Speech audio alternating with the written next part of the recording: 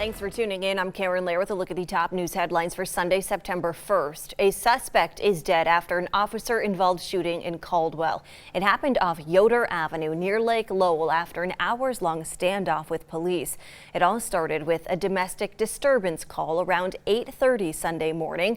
Deputies say when they showed up, the 49-year-old suspect barricaded himself inside that home. They tried to negotiate with him over the phone for hours, but authorities say around 1:30 this afternoon, he walked out of the back of the house with a handgun. He was confronted by deputies outside the residence. A canine was deployed at that time to address the individual. At that time, he raised his firearm and pointed it at the deputies. At that time, two officers fired their weapons. The suspect was struck and was found to be deceased at the scene. No deputies were injured in the incident. The two who fired their weapons will be placed on administrative leave per agency protocol. Well, as more and more parents are moving to the Treasure Valley, school district officials are forced to make a tough decision. Overcrowding and class sizes above school district standards has led to capping enrollment at two elementary schools.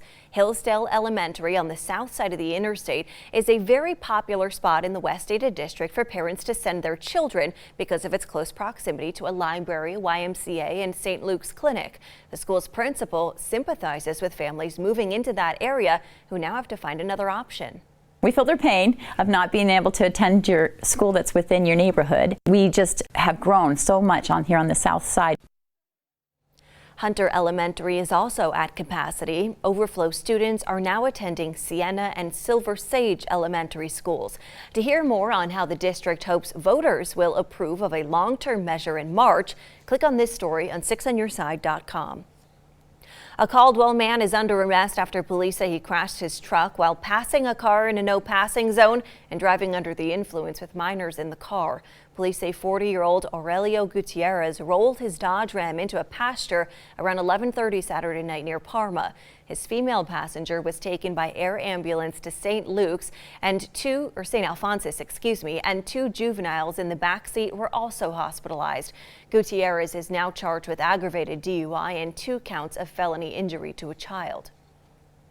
Although Labor Day weekend marks the unofficial end of summer, it marks the official end of the Boise River floating season. Operations at Barber Park will be closed after Monday. Due to increasing popularity this year, Ada County hired MAB Services to help manage parking at that park. While float rentals and shuttle operations will end on Monday, people can still float the river at their own risk. If you have your own raft, the air machines at Barber Park will be working through next weekend. One of the most iconic events of the summer in the Treasure Valley wrapped up this morning at Ann Morrison Park. For the 5th day in a row, hot air balloon pilots put on a show in the skies above Boise for the annual Spirit of Boise Balloon Classic. Thousands of people set their alarm before sunrise to get down to the park for a glimpse of nearly 50 hot air balloons taking flight.